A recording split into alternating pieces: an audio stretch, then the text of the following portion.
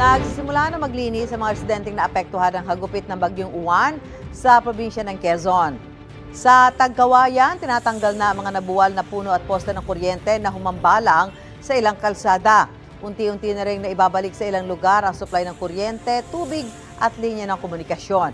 Walang naitalang nasawi o sugatan sa bayan ayon sa Public Information Office ng Tagkawayan. Patuloy pa ang assessment sa pinsala sa mga struktura at kabuhayan ng mga residente.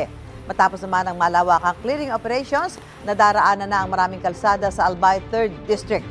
Patuloy na rin ang pagsasaayos sa linya ng mga kuryente at pamimigay ng relief goods sa mga apektadong residente.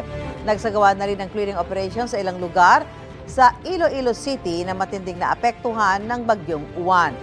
Kasama sa mga nilinis ang mga nagkalat na debris sa kalsada na dala ng malakas na alon mula sa dagat.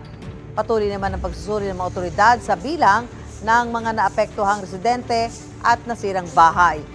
Balik normal naman na ang mga biyahe sa ilang pantalan sa Iloilo Province. Gusto mo bang mauna sa mga balita? Mag-subscribe na sa GMA Integrated News sa YouTube at tumutok sa unang balita.